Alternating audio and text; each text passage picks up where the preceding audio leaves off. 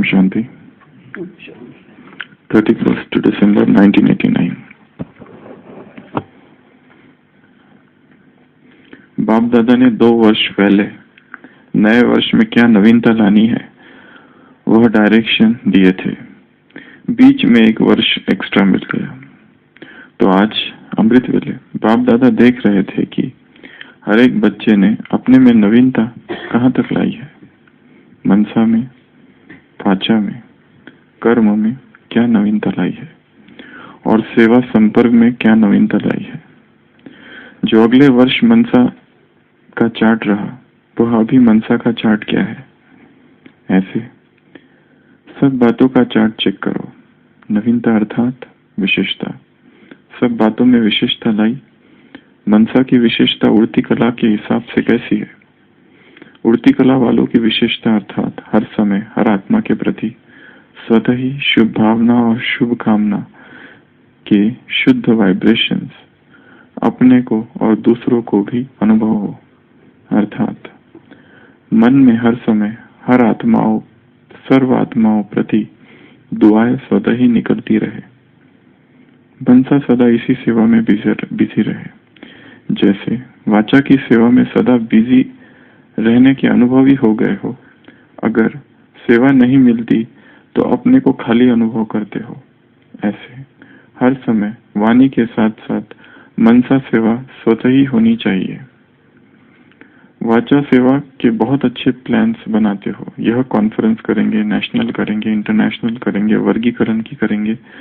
तो वाचा की सेवा में अपने को बिजी रखने के लिए एक के पीछे दूसरा प्लान पहले ही सोचते हो। इसमें बिजी रहना आ गया। मेजॉरिटी अच्छे उमंग से इसी सेवा में आगे बढ़ रहे हैं। बिजी रहने का तरीका आ गया। लेकिन मनसा सेवा में भी बिजी रहे, इसमें माइनॉरिटी है, मेजॉरिटी नहीं है। तो मुरली है 31 दिसंबर 1989 की। बाबा कह रहे हैं बाप दादा ने 2 वर्ष पहले 87 में नए वर्ष में क्या नवीनता लानी है वह डायरेक्शन दिए थे। बीच में 1 वर्ष एक्स्ट्रा मिल गया। तो आज अमृत वेले बाप दादा देख रहे थे कि हर एक बच्चे ने अपने में नवीनता कहाँ तक लाई है। मनसा में, वाणी में, कर्म में क्या नवीनता लाई है और सेवा संपर्क में क्या नवीनता लाई है। जो अगले वर्ष मनसा का चार्ट रहा वह अभी मनसा का चार्ट क्या है। ऐसे सब बातों का चार्ट चेक करो। नवीनता अर्थात विशेषता। सब बातों में विशेषता ही। मनसा की विशेषता उड़ती कला के हिसाब से कैसी है। उड़ती कला वालों की विशेषता अर्थात हर समय हर आत्मा के प्रति स्वतः ही शुभ भावना और शुभ कामना के शुद्ध वाइब्रेशंस अपने को और दूसरों को भी क्या अनुभव हो। अर्थात मन में हर समय सर्व आत्माओं प्रति दुआएं स्वतः ही निकलती रहे। मनसा सदा इसी सेवा में बिजी रहे।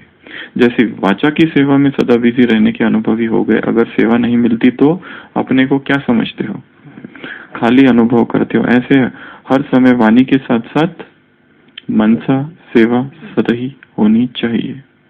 वाचा सेवा का बहुत अच्छा प्लान बनाते हो। यह कॉन्फ्रेंस करेंगे, नेशनल इंटरनेशनल वर्गीकरण। तो वाचा की सेवा में अपने को बिजी रखने के लिए एक के पीछे एक दूसरा प्लान पहले ही सोचते हो। इसमें बिजी रहना आ गया है। मेजॉरिटी अच्छे उमंग से इस सेवा में आगे बढ़ रहे हैं। बिजी रहने का तरीका आ गया। लेकिन मनसा सेवा में भी बिजी रहे, इसमें क्या है, माइनॉरिटी है, मेजॉरिटी नहीं। तो बाबा कह रहे हैं बाबा ने 2 वर्ष पहले होमवर्क दिया था क्या नवीनता लानी है। इसके डायरेक्शंस दिए थे और आज देख रहे हैं कि हर एक बच्चे ने अपने में नवीनता कहाँ तक लाई है। किन बातों में नवीनता, मनसा में, वाचा में, कर्म में और सेवा संपर्क में नवीनता। उसमें भी आज बाबा किसके लिए कह रहे हैं नवीनता। मनसा में नवीनता, सेवा में नवीनता है। वाचा की सेवा में, कर्म में, सेवा संपर्क में। वैसी ही नवीनता किसमें लानी है, माइंड, क्रिएटिव थिंकिंग। विचार जो है वो नवीन। तो सबसे पहले तो बाबा कह रहे हैं कि तुम्हें नवीनता लानी है। नवीनता अर्थात विशेषता, नवीनता अर्थात न्यूनेस। सबसे नवीनता की 4 परिभाषाएं हैं। 5वीं आज यहाँ बाबा ने दी। 5वीं जो दी वो है विशेषता, परंतु नवीनता अर्थात न्यूनेस,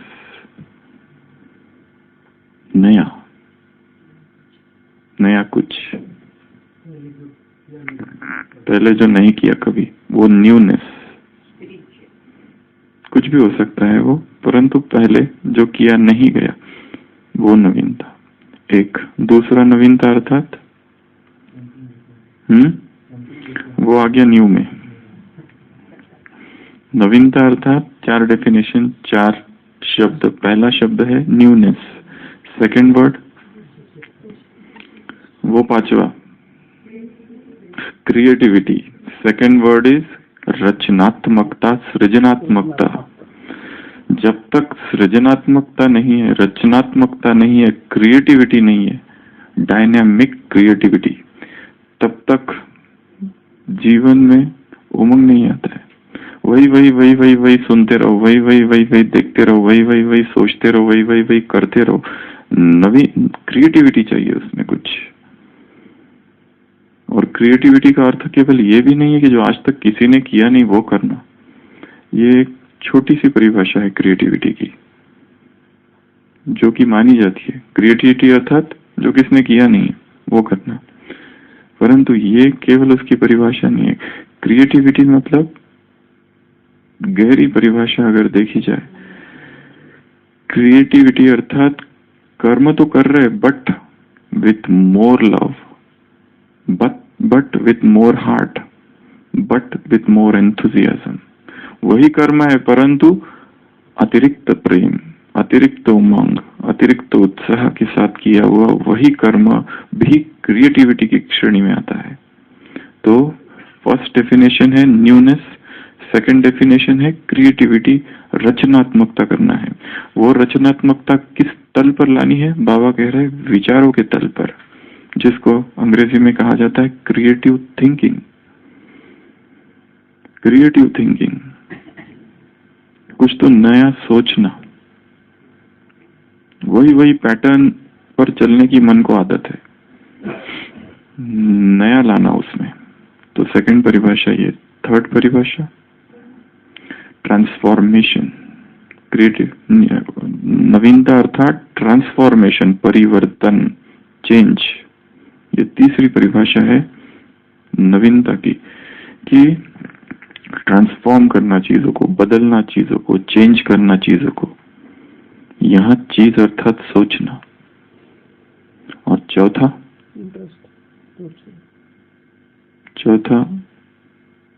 नवीनता, चौथा अर्थात पुराना जो है उसका त्याग कहो, उसको, उसके प्रति वैराग कहो, या उसको छोड़ना कहो। यह अपने आप में अलग प्रक्रिया है, पुराने को छोड़ना। तो जब भी नवीनता शब्द कहा जाएगा, यह हम अपने मन में लाएं तो इन 4 बातों को लाना है। सबसे पहली तो न्यूनेस, दूसरा क्रिएटिविटी, तीसरा ट्रांसफॉर्मेशन, और चौथा फिनिशिंग ओल्ड। जो कुछ पुराना है उसको समाप्त करना। और 5वां जो इस मुरली में बाबा कह रहे हैं वो है विशेषता, हर चीज में विशेषता लाना। परंतु मनुष्य का स्वभाव ऐसा है कि उसे पुराना बहुत प्रिय है। मनुष्य का स्वभाव है कि पुराना वो कुछ भी छोड़ना नहीं चाहता, चाहे वो दिनचर्या है, चाहे वो सोच है, चाहे वो बोल है, चाहे वो संस्कार है, चाहे वो आदतें है, चाहे वो नोट हो। उसका पुरानों के प्रति, पुराने के प्रति बहुत ही ज्यादा लगाव है। इतना लगाव है कि पुराना जर्जर हो चुका है, पुराना क्षीण हो रहा है, क्षतिग्रस्त हो चुका है, परंतु पुराने के प्रति प्यार ऐसा अगाध है। दुख भी दे रहा है परंतु छोड़ना नहीं चाहता। जैसे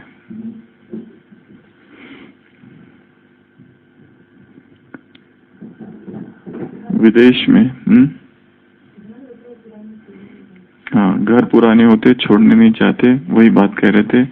बहुत बहुत सालों पहले विदेश के किसी एक शहर में एक चर्च था। वो जो चर्च था डिलैपिडेटेड, इतना जर्जर हो चुका था, इतना पुराना हो चुका था कि अब गिरा तब गिरा। परंतु जो चर्च के पादरी थे, जो बिशप्स थे, आर्च बिशप्स थे, वहां के जो चर्च के ट्रस्टी थे, चर्च की संभाल करने वाले जो व्यक्ति थे, वो नहीं चाहते थे कि ये चर्च तोड़ा जाए और नया बनाया जाए। परंतु उन्होंने जो आर्किटेक्ट होते हैं उनको कंसल्ट किया, जो उसमें एक्सपर्टीज जिनको है, जो उसमें एक्सपर्ट है चर्च के विषय में, उनसे राय ली। तो सभी ने एक बात कही कि सबसे पहले तो मीटिंग होनी चाहिए एक, कि चर्च का क्या किया जाए। तो उस मीटिंग में 4 प्रस्ताव पारित हुए और सबकी सहमति से वो चारों ही प्रस्ताव पारित हुए। पहला प्रस्ताव था कि चर्च बहुत पुराना हो चुका है, चर्च एकदम जर्जर हो चुका है, नया चर्च बनना चाहिए या फिर पुराने को तोड़ना चाहिए और नया बनना चाहिए। तो ये सभी की सहमति से ये प्रस्ताव पारित हो गया। एक, यहाँ कोई आश्चर्य नहीं है, ठीक है। दूसरा प्रस्ताव था कि पुरानी जो जगह है जहां पर अभी जो चर्च खड़ा है वहीं पर दूसरा चर्च बनना चाहिए। यह भी पारित हुआ सभी की सहमति से, अनैनिमसली। सभी ने कहा ठीक है, यहां तक भी ठीक है। तीसरा प्रस्ताव यह था, जो पुराने चर्च की सामग्री है उससे ही नया चर्च बनना चाहिए। यहां तक भी बातें ठीक है, जीर्णोद्धार होना है, वो तो करना ही है, जीर्णोद्धार के सिवा होगा ही नहीं। परंतु जो पुराने की सामग्री है, क्योंकि पुराने से प्यार इतना है, एक एक ईंट से प्यार है, एक एक ईंट में जैसे वाइब्रेशन से प्रार्थना के किए हुए, तो प्यार बहुत ज्यादा है उनका। तो तीसरा प्रस्ताव था कि जो पुराने चर्च की सामग्री है उसी से नया चर्च बनना चाहिए। यहां तक भी ठीक था। परंतु चौथा प्रस्ताव ऐसा पारित हुआ कि वो भी सभी की सहमति से पारित हुआ। वो ऐसा था, क्या होगा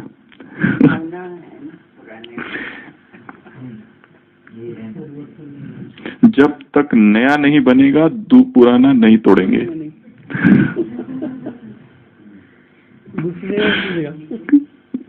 पहला प्रस्ताव, दूसरा वही था ना, दूसरा क्या था, उसी स्थान पर बनना चाहिए। तीसरा था उसी वस्तुओं से बनना चाहिए, उसी सामग्री से। और पहला था बनना चाहिए। परंतु चौथा प्रस्ताव ऐसा था कि जब तक नया नहीं बनता पुराने को नहीं तोड़ेंगे। तो यह असंभव कार्य हो गया। मनुष्य के मन की स्थिति भी ऐसी ही है कि पुराने विचार, पुराने संस्कार, पुरानी आदतें बहुत दुख दे रही है। परंतु वो चाहता है कि नया बने, नया आए, नवीनता आए, ट्रांसफॉर्मेशन आए, चेंज आए, क्रिएटिविटी हो, न्यूनेस हो, ओल्ड खत्म हो जाए, पारित। दूसरा, मनुष्य सोचता है कि प्यार उतना है कि उसी सामग्री से बननी चाहिए, नहीं। तीसरा ये सोचता है कि उसी जगह पर बननी चाहिए, जगह भी नहीं बदलना चाहता है मन की। और चौथा, जो इस कार्य को ही असंभव कर देता है, परंतु वो भी पारित हो जाता है। पुराने से इतना प्यार है, पुराने से इतना लगाव है। इसके लिए बाबा मुरलियों में हमेशा कौन सा उदाहरण देते हैं? घर का उदाहरण देते हैं, मकान का उदाहरण देते हैं। बाप तुम्हारे लिए नया मकान बना रहा है। जब नया मकान बनता है तो कल भी कहा था ना, प्राप्ति भारी है, इसका टेम्पटेशन। कल की मुरली में एक शब्द था, यहाँ तुम्हें टेम्पटेशन दी जाती है भारी प्राप्ति का। तो नया चाहिए, तभी पुराने के प्रति वैराग आता है। और वो उसी स्थान पर भी चाहिए। ये एक मनुष्य का दूसरा स्वभाव है। परंतु पुराने को मिटना होगा, समाप्त होना पड़ेगा, तभी नया बनेगा। सूफियों में कहते हैं ना, तुम्हें मरना होगा तभी तुम इस जीवन में अमर होगे। तुम्हें मरना होगा तभी तुम इस जीवन में अमर बनोगे, ऐसा वो लोग कहते हैं। अपने को छोड़ना पड़ेगा। कृष्ण ने कभी कहा है बाइबल में कि जो स्वयं को चिपके रहेगा वो खो देगा, और जो खो देगा वो पाएगा। कॉन्ट्रडिक्टरी है। जो स्वयं को पकड़े रहेगा वही पुराने को वो खो देगा, परंतु जो खोएगा वो पाएगा। अलग संदर्भ में कहा है। तो क्या करना है? नवीनता लानी है। नवीनता के जो 4 या 5 सिद्धांत है वो सारे ही आने चाहिए फिर नवीनता में। यहाँ नवीनता जो कही जा रही है वो बहुत ही सूक्ष्म नवीनता है। ये वैचारिक नवीनता है। जीवन गतिमान है, गत्यात्मक है, डायनेमिक है, बह रहा है। यदि हम रुक जाए और पुराने को पकड़े रहे तो उसकी जो ये गत्यात्मक स्थिति है, ये जो गतिमान होना है, ये जो डायनामिज्म है, ये खो जाएगा, ये हम खो जाएंगे। जीवन तो बहता रहेगा, प्रवाह चालू रहेगा। तो हमें नवीनता लानी है। कहां कहां नवीनता लाए? पहला प्रश्न तो ये है। भगवान ने यहाँ 4 बातें बताई, परंतु हमें कहां लानी है? किन आदतों में नवीनता लानी है? गंदी आदत है। मुरलियों में 2 दिन से बाबा कह रहे हैं, कल भी और आज भी। आदतें, वो आदतें दुख दे रही है, परंतु हम फिर भी उनको छोड़ नहीं रहे। जैसे कि बस उतना ही है हमारे पास दायरा, उसके बाहर हम जाना नहीं चाहते। वो छोड़ते तो दूसरी वहीं की पास की पकड़ते, उसको छोड़ते तो उसी की पास की कोई दूसरी पकड़ते, परंतु वो उससे बाहर नहीं निकलते, उस वर्तुल से वहीं घूमते रहते गोल गोल। और वो सारी आदतें कहीं ना कहीं देहभान से संबंधित है, देह अभिमान से संबंधित है। इसके लिए इनसे बाहर निकलना, परंतु मन में संकल्प करना पड़ेगा कि मुझे अब तक का जो जीवन है उसमें न्यूनेस लानी है, ट्रांसफॉर्मेशन लाना है, क्रिएटिविटी लानी है। और पुराना जो भी है, to knock off the old, ठोकर मार देनी है पुराने को, to kick off the old. जो जो ओल्ड है, जिसका हमने चुनाव कर रखा है और जो हमारे जीवन का सबसे बड़ा दुख का कारण है, पर हमने ही चुना है, हमने ही पकड़ा है। क्योंकि देहभान के क्षेत्र में जो कुछ भी चुनोगे वो सब दुख देने वाला है। नरक में जो भी चुना जाएगा सभी नारकीय है। जैसे एक व्यक्ति मरता है, पापी होगा बहुत, नरक के द्वार पर पहुंचता है। शैतान उससे मिलता है और कहता है कि हम थोड़े लोकतांत्रिक हैं, यहाँ पर हमारे पास थोड़ा चुनाव है और अभी नरक में ज्यादा भीड़ भी नहीं है, इसके लिए यहाँ तानाशाही नहीं है। तुम चाहो उस प्रकार का नरक चुन सकते हो। अलग अलग समूह है यहाँ नरक के, इसमें से जो नरक चाहो वो चुन सकते हो। तो उसको सबसे पहले एक नरक का सीन दिखाया जाता है, एक दृश्य कि जिसमें दिखाया जाता है कि लोगों को त्रिशूल से चीर दिया जा रहा है। त्रिशूल है बहुत ही दर्दनाक। वो कहता है बस ये नहीं, दूसरा बताओ, एनी ऑप्शन, कोई दूसरा विकल्प होगा तो दूसरा दृश्य दिखाया जाता है जहां पर एक यंत्र होता है, यातना यंत्र होता है, ऐसा टॉर्चर करने वाला इंस्ट्रूमेंट कि जिसके ऊपर वो उसको लिटाया जाता है, व्यक्तियों को बहुत सारे हो रहे थे और उसको लोगों को खींचा जाता है। वो कहता है ये भी मैं देख नहीं सकता, कोई दूसरा ऑप्शन हो तो बताओ। फिर उसको दूसरा ऑप्शन, तीसरे ऑप्शन के पास लेके जाते हैं। वहां पे देखते एक लोगों का समूह है और बहुत ही गर्त, जिसको कहते हैं दुर्गंध से भरा हुआ गर्त, और उनको पशु पक्षी सब नोच रहे हैं ऊपर ऊपर से। तो वो कहता है ये भी नहीं, कोई दूसरा और होगा तो बताओ। वो कहता है और एक है अंतिम, देख लो। तो वहां दिखाया है एक कमरा है जिसमें कई सारे लोग हैं, परंतु कमर तक है और दुर्गंध से भरा हुआ है, और वो जो गर्त है, कीचड़ा या गंदगी है वहां पर, परंतु केवल गर्दन तक है, गर्दन या कमर तक। और वो जो लोग वहां पे है नर्क में, वो सब चाय पी रहे हैं अच्छे से। वो कहता है ये थोड़ा ठीक है कम से कम चाय है और गर्दन से खाली कमर तक है, बाकी तो ठीक है। तो वो कहता है ये मुझे दे दो। तो वो वहां जाता है, उसको वो ऑप्शन दिया जाता है, वो जाता है और वो भी चाय पीने लगता है। फिर सीटी बजती है, सीटी बजती है कि चाय पीने का टाइम पूरा हुआ, अब चलो सब सिर के बल हो जाओ अपसाइड डाउन, शीर्षासन यहाँ पर जो भी चुनाव करते हैं, नर्क के चुनाव सभी नारकीय है। पुराने में जो भी चुनाव किया जाएगा सभी पुराना है। इसके लिए नया नव, चाहे कैसा भी नव आगंतुक हो, परंतु वो विजिटर, तो वो इसी तरह से मन घूमता रहता है पुराने के आसपास।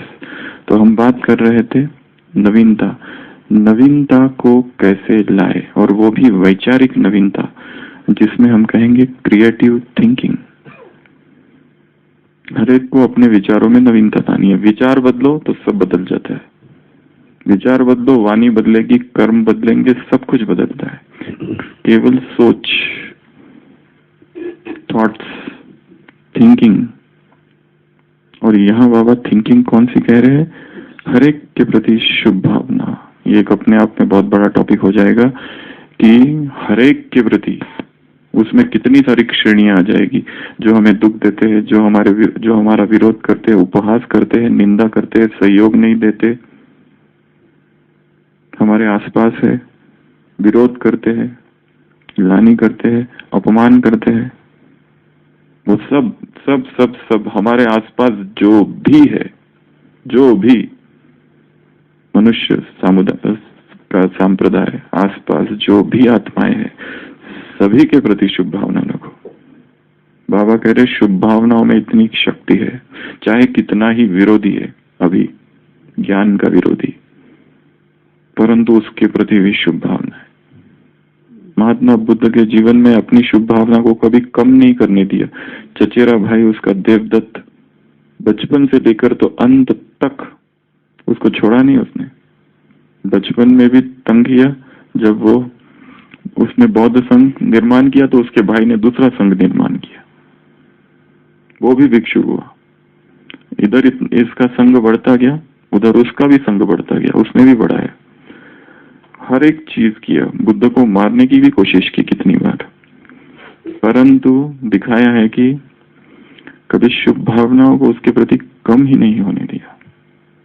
कितना स्टॉक चाहिए? स्टॉक यहाँ तो बहुत है अमृत वेला, पर दिनचर्या में कहाँ खो जाता है समझ में नहीं आता है।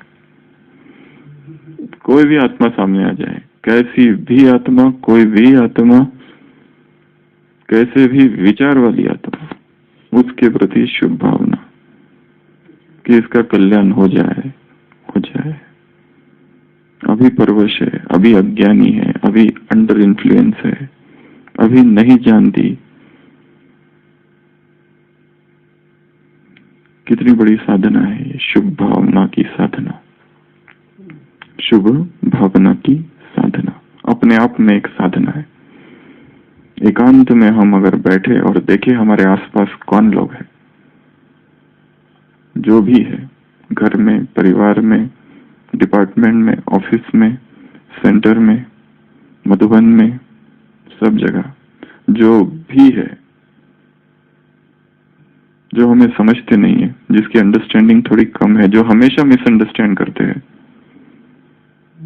जिनसे हमेशा कॉन्फ्लिक्ट है, एट वॉर। कुछ दिन पहले मुरली में इंग्लिश शब्द था, एट वॉर विथ।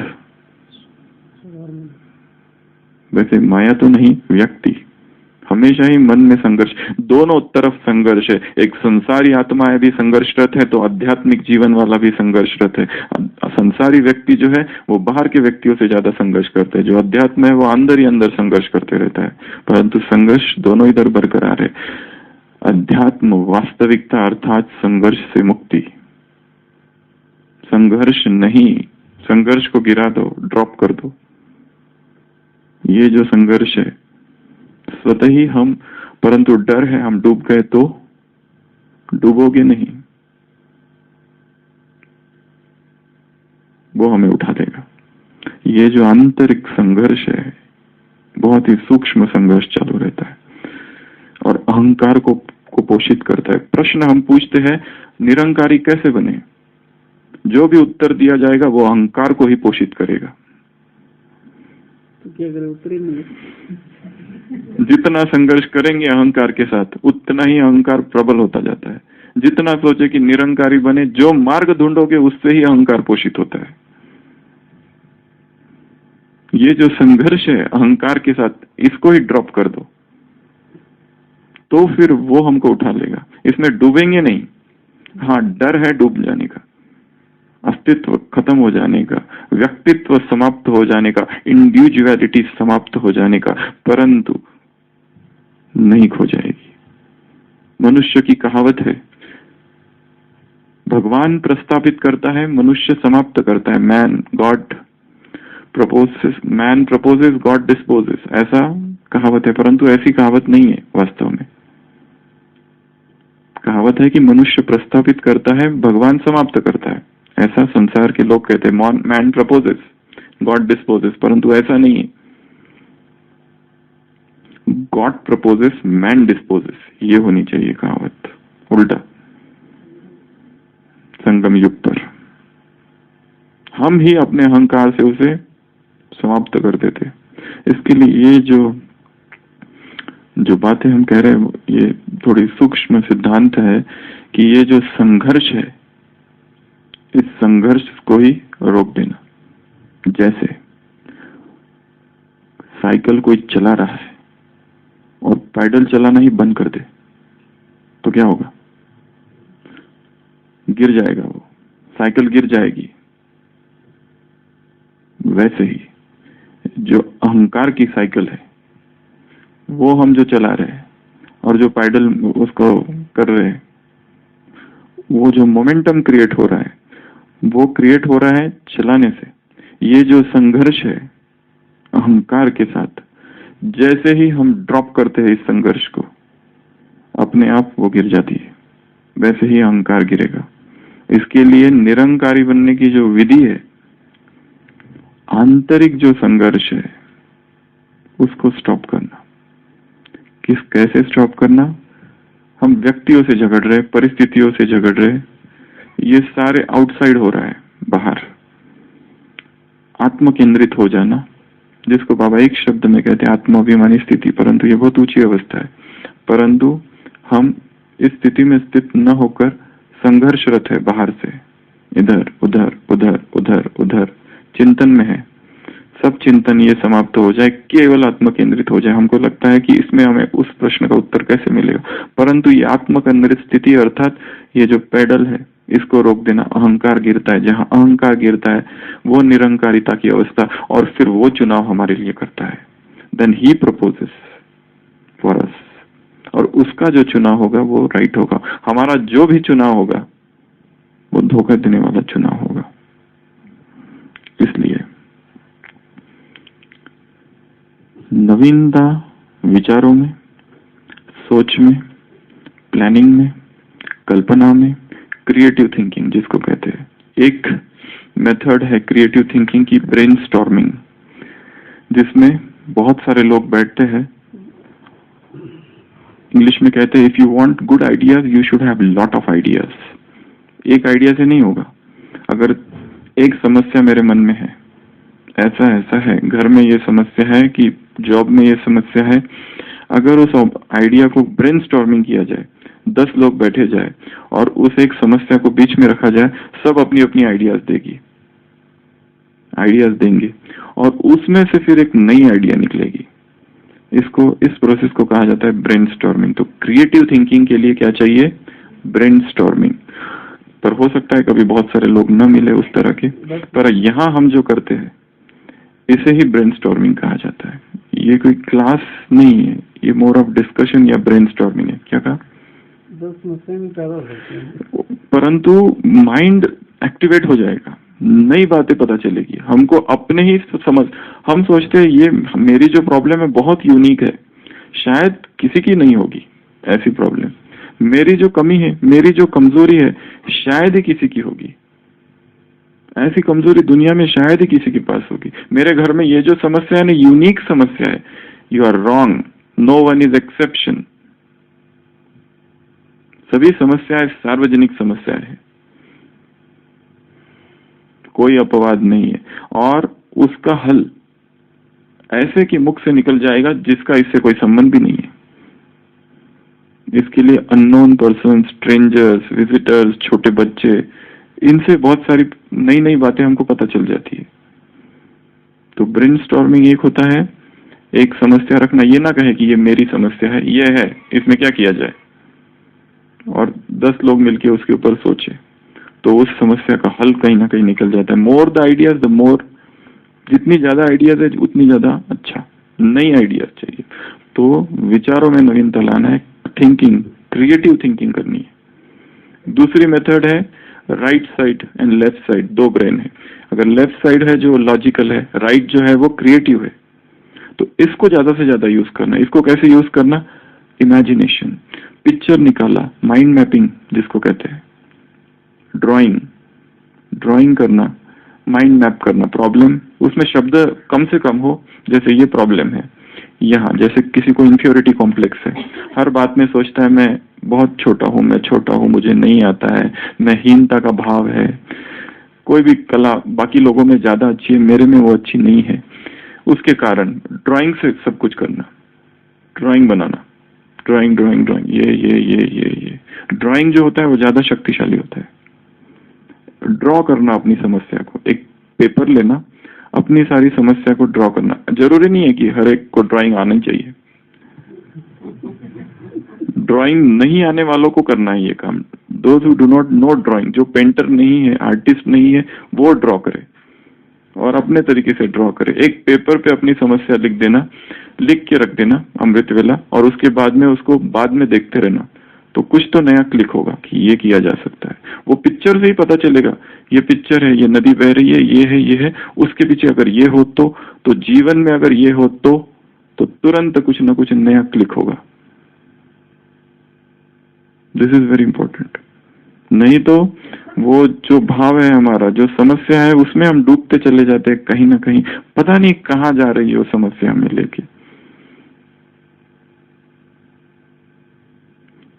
इसके लिए नवीनता लानी है, हर चीज में नवीनता, क्रिएटिविटी, नवीनता, ट्रांसफॉर्मेशन, न्यूनेस एंड वैराग for the old, finishing old. जो ओल्ड है उसको फिनिश करना। यहाँ बाबा कह रहे स्पेशलिटी, हर चीज में स्पेशलिटी लो, नया दृष्टिकोण, नई सोच, वो ही is the need of the hour. जब तक वो नहीं होगा तब तक जीवन नीरस है, तब तक हम वो उन्हीं पादरियों जैसे और उन्हीं ट्रस्टी लोगों जैसे हैं जिन्होंने वो चौथा प्रस्ताव भी पारित कर रखा है। हम उसी व्यक्ति जैसे हैं जिसने वो ऊपर से देख लिया कि ये ठीक लग रहा है, थोड़ा ऊपर से चाय पी रहे, परंतु थोड़ी देर के बाद फिर से उनको उल्टा होना है, तो वो हमारी गति ना हो। हम शांति।